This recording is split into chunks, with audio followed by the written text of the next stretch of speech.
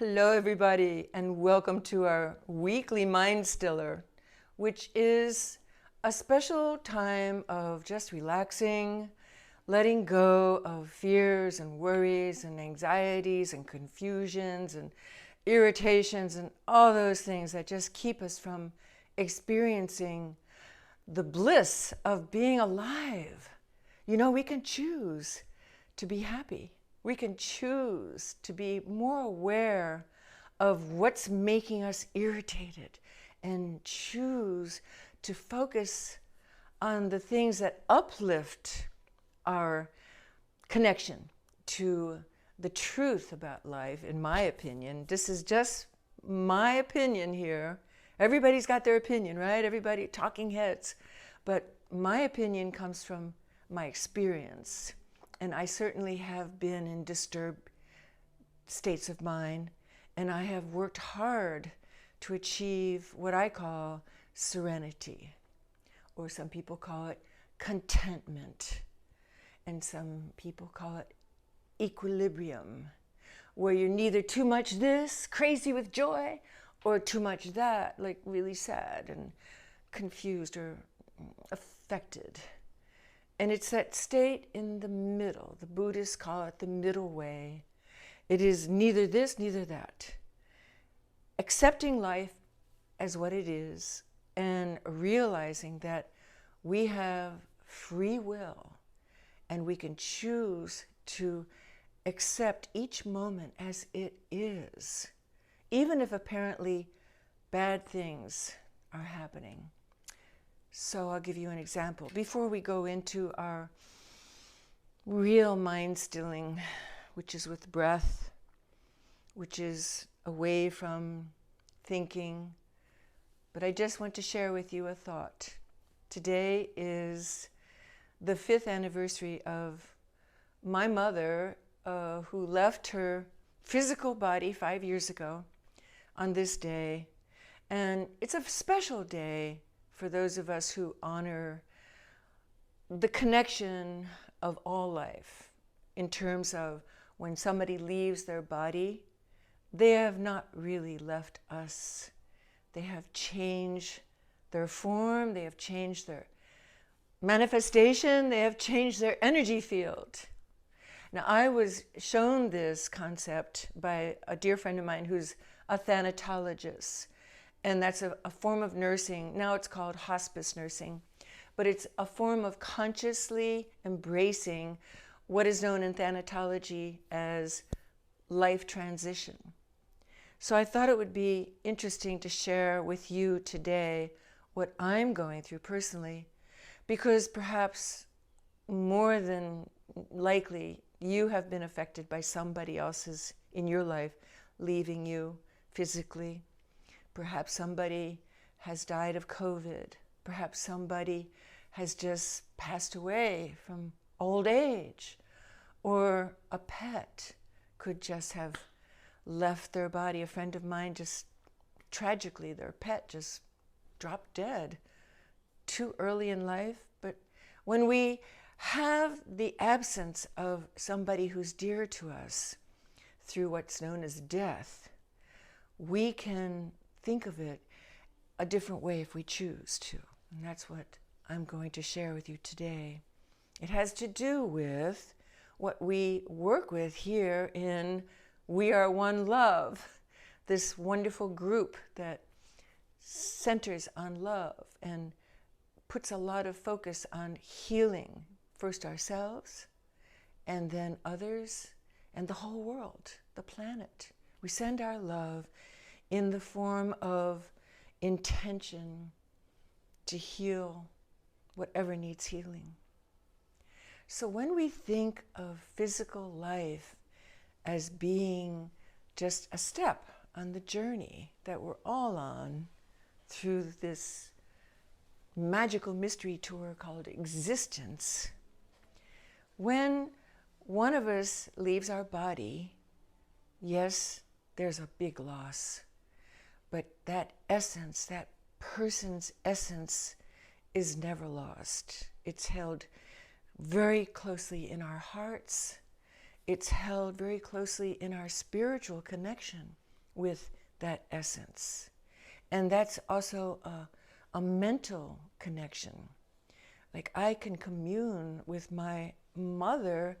Actually, in the last 5 years, I've been communing with her better in her spirit body than I ever did when she was in her physical body, because we had problems with communication. And now that she's in her spirit body, there's been this wonderful play in dreams and in feelings of everything just being okay between us. Everything has been resolved. There are no lingering bad feelings either way, and there were. So 5 years is like a cycle, and I don't know where this tradition stems from, but my thanatologist friend, Jane, taught me about the 5-year cycle, and she showed me that there is an essence of the person who has left their body. Their spirit still sometimes has unfinished business it has to attend to. It has to resolve things, just like my mother and I have been resolving things in my dreams and in my feelings. By the end of 5 years, a spirit has released its hold on this physical plane. So if you have lost someone, don't fear, don't fret. You still have plenty of time. Just commune with that essence that your dear one was, their essence, their energy, their spiritual energy, because that does not change. Even after the 5-year period, I mean, okay, that's just 5 years, 7 years, 10 years, whatever. It doesn't matter, it's just time. And in spirit, there is no time or space. There is just beingness. And that's why the breath takes us there. Because when we focus on the breath, we are out of our consciousness. We are out of our thinking realm of consciousness. We are out of our analytical, logistical, rackaroo. And when we follow our breath, we go into a place of peace and stillness and oneness with all that is. Isn't that beautiful? If we could all do that just for a few moments every day, what a beautiful world this would be. And the more of us who do this work by stilling our busy minds and our upsets and our opinions even, just still the opinions and feel the connection. That's when this world, and it is already becoming uplifted and healed and filled with love and forgiveness and all those things that will elevate all of humankind, all of us. We are one big blended family of humankind. That's the subject of my book that is now an audiobook, Zen Love. And I just take it with my own little family as an example, the little family that we are connected to, whether it's a family of friends or a family blood related or a family of culture or a family of like-minded sentiments. We have connections with other human beings that's called family. And more, it's becoming obvious that the world is becoming blended. What does that mean? That means that we are not just isolating. We are not saying, oh, this is mine, and I'm just an American, and I'm just a West Indian, and I'm just a European. No, we are all embracing our world citizenship, little by little. And the races are merging. It's beautiful. The brown people. Pretty soon there won't be white skin, there won't be pink skin, we'll all be brown. We'll be blended in beautiful shades of intermingled. I'm an artist, so if you take one color and another color and you merge it, you get brown. No matter what colors, you get brown.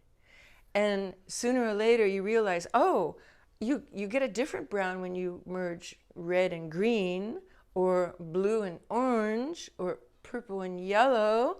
You get different shades of brown.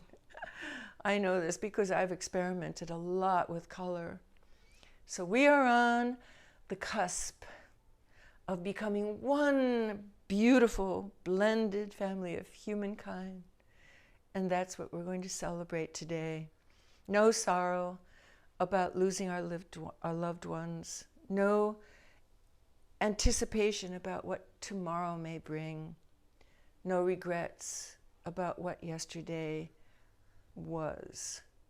And we're going to focus right here, right now, on our breath, which keeps us really rooted to this moment. Because breath is the key to not only life, but to consciousness, to stilling the many, many, many activities of the mental processes. And the more still we can make our minds, the more connected we are to what's been called universal mind. I've heard that expression this last week from a talk I was listening to. Universal mind is what we achieve when we go beyond our own little mind, which is the busy mind, analyzing things, or being disturbed by things, or worrying about things. So, enough of me. If you have lost someone recently, feel your grief. Allow the time that you need to shed your tears and miss your loved one. But when the time is right, you can let go of feeling bad and merge with the oneness that the entity, whether it's a father or a mother or a brother or a sister or a beloved pet or a lost hope, it has merged into the cosmic oneness that we all are a part of. That's not too big a concept to wrap your head around, really. We are all one. We are never alone. We are all part of the oneness of this universal existence. So let's take a breath in and feel that connection. And watch the breath as it leaves your nose, always through the nose. Breathing in and inviting stillness into our lives. And watching as the breath leaves. Breathing in and breathing out at your own pace. Feeling the life force coming in and out.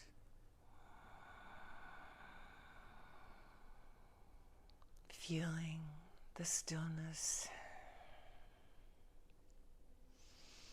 Feeling how your mind becomes happy watching the breath. It's occupying your mind. It's giving it something to do. Your mind does want to feel useful. So give it this chore, this blessed chore of watching the breath, because you get to benefit from that.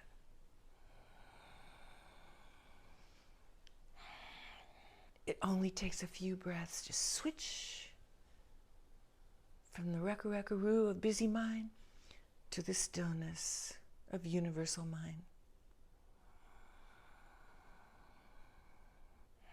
You can do this anytime you want. You can do it in the middle of an argument.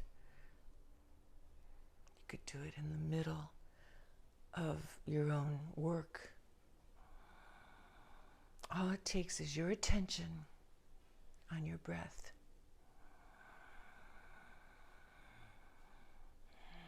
Feel the peacefulness when you allow thinking to just dissolve. And feel the breath coming in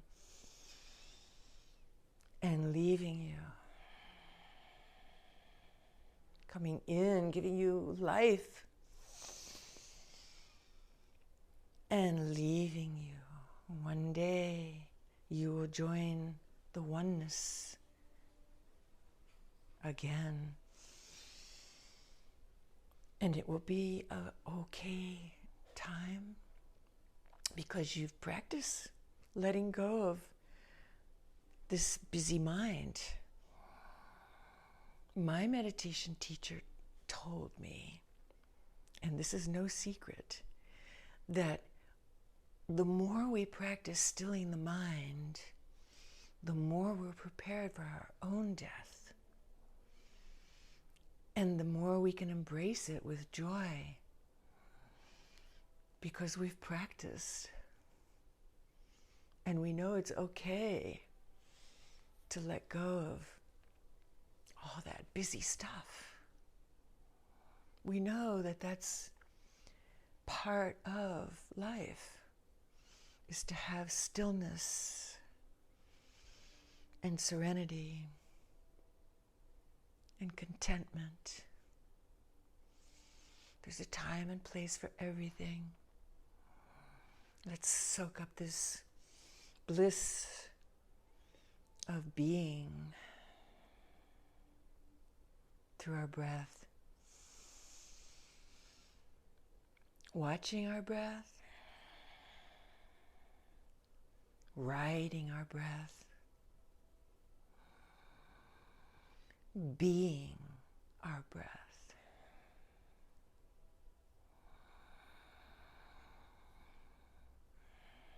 For however long, for however short a period, for how many times you can do this throughout your busy day. Just remember, it's your choice to embrace this contentment.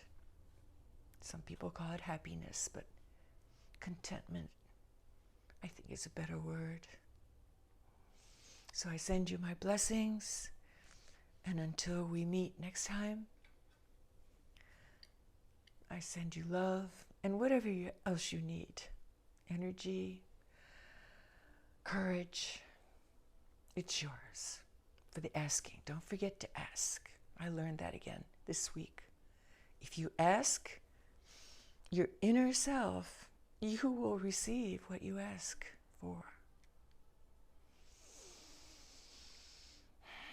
Fare thee well, my friends.